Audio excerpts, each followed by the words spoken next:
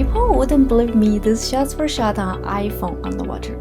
I mean, honestly, I don't blame them because if I didn't film these videos, I wouldn't believe it either. And today I'm going to show you exactly how to take underwater photos and videos with an iPhone, the best camera settings, and my favorite filming tips. And let's dive in!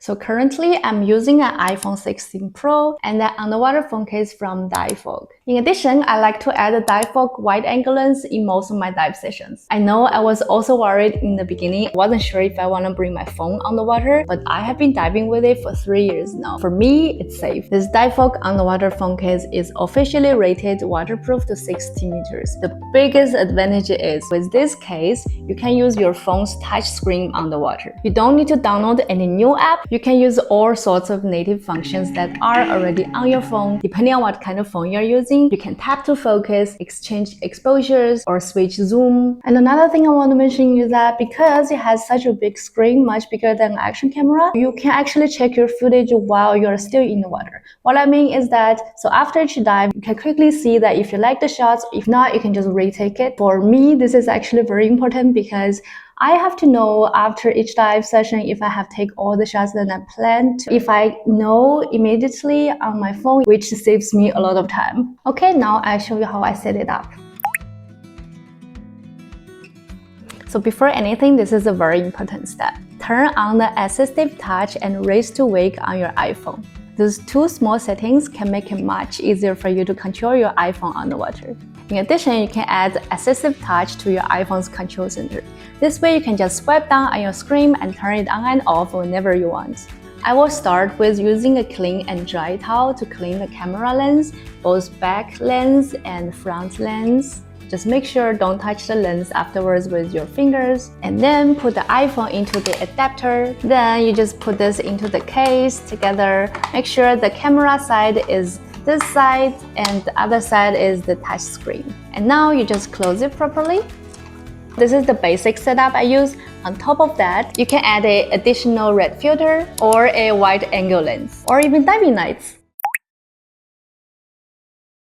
I shoot most of my underwater videos in 1080 at 60 FPS using the 0.5 zoom lens. The reason why I like to film underwater with the 0.5 zoom is that it makes everything a bit more 3D-like, especially with the DIVEVOLK wide-angle lens on top. These two videos are filmed with an iPhone 16 Pro in 1x zoom. And these two videos here are filmed with the same iPhone in 0.5x zoom and the DIVEVOLK wide-angle lens on top. See the difference? It's huge. There's another reason why I like to use the 0.5x zoom and the wide-angle lens on top. It's for the selfie videos. So unlike the action cameras, you can extend the stick so long that you can have that wide view. DIVEVOLK also has a selfie stick. I didn't like it because it was so heavy. Instead, I do it like this. I use the back camera of the phone and the 0.5x zoom with the wide angle lens, and then basically I will shoot my selfie videos like this underwater. These two videos are filmed with the iPhone 16 Pro back camera in 0.5x zoom, and these two videos are filmed with the same iPhone, same camera in 0.5x zoom and with the DIVEVOLK wide-angle lens on top. They look cuter, don't you think? You can, of course, shoot everything in 4K if your phone supports it, but for me, if I know the videos are used for Instagram and TikTok, 1080 is totally enough. Otherwise, your phone will run out of storage really fast. But if you're shooting for YouTube, then 4K is a better setting. My iPhone 16 Pro also supports 120 FPS. If I want something super slow motion, then this is a great option. With the slow motion video, your video will be less shaky and more cinematic. If you're filming in low light, 30 FPS is better. The reason is, when you film at higher frame rates, each frame has less time to capture light. But when you film at lower frame rates, each frame has more time to capture light. That means 60 FPS will be darker result and 30 FPS will be brighter result. Play around with it and figure out which one do you like the most. Here are a few quick filming tips for you. Get close to your subject. No matter if you're filming a diver, a fish, or a piece of coral, swim close and you will get much sharper videos. Of course, you should not touch anything and keep your safe distance, but just so you know that water reduces sharpness, so if you're too far away, your camera cannot catch all that contrast and colors.